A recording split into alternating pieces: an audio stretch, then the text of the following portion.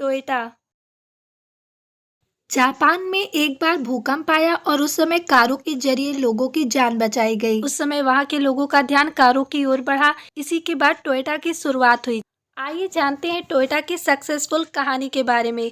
लेखक प्रदीप ठाकुर की किताब टोयोटा सक्सेस स्टोरी में बताया गया है कि 1 सितंबर 1923 को जापान में बड़ा भूकंप आया था। कहा जाता है कि उस समय इस घटना की वजह से जापान के लोगों की सोच बदल गई। दरअसल भूकंप में काफी लोगों की जानें गई। उस समय लोगों की जान बचाने के लिए कारों का इस्तेमाल किया गया। तब वहाँ के लोगों का रुझान कारों की ओर बढ़ा और उसकी जरूरत महसूस होने लगी। इसी के बाद जापान में कार इंडस्ट्री की रफ्तार तेज हुई। टोयोटा के संस्थापक किइचिरो ने सन 1933 में सबसे पहले ऑटोमेटिक हथकरघा बनाया, लेकिन उनकी बचपन से तमन्ना कार बनाने की थी, इसलिए उनका प्रोटोटाइप मॉडल ए 1932 बनाया।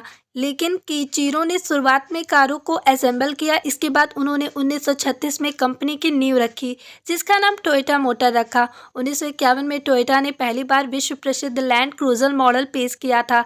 तब तक वे प्रति माह लगभग 500 कारों का उत्पादन करने के लिए वापस आ गए थे। टोयोटा का ध्यान क्वालिटी पर ज्यादा रहता था। वाहनों की और उत्पादन की लागत जितनी कम हो सके रखने के लिए महत्व दिया। धीरे धीरे टोयोटा एक पहचान ब्रांड बन रहा था और इसका उत्पादन हर साल बढ़ रहा था।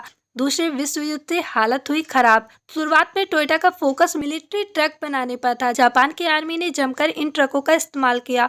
1945 में दूसरा विश्व युद्ध समाप्त हुआ।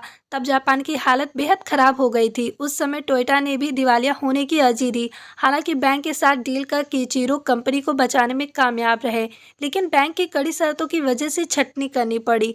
इससे कर्मचारियों में रोष बढ़ गया और उन्होंने हड़ताल शुरू कर दी। 2 महीने की हड़ताल के बाद कंपनी के मैनेजमेंट में बदलाव हुआ। आईची को टोयोटा मोटर्स की कमान मिली।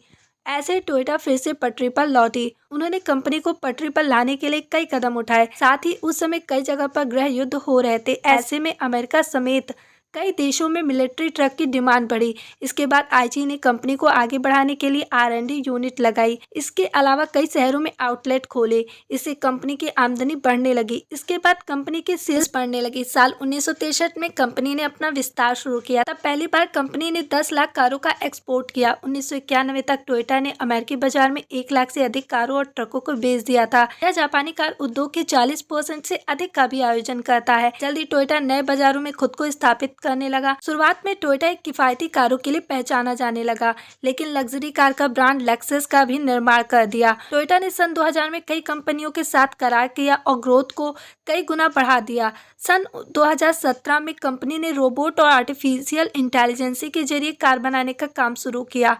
अब कौन सी है दुनिया की 5 सबसे बड़ी कार कंपनियां? मार्केट वैल्यूएशन के लिहाज से सबसे बड़ी कार कंपनी टेस्ला है। उसकी वैल्यूएशन 59.68 लाख करोड़ रुपए की है। वहीं दूसरे नंबर पर टोयोटा आती है। उसकी वैल्यूएशन 15.56 लाख करोड़ रुपए है। तीसरे नंबर पर वॉक्सवैगन आती है। इसकी वैल्यूएशन 7.25 लाख करोड़ रुपए है।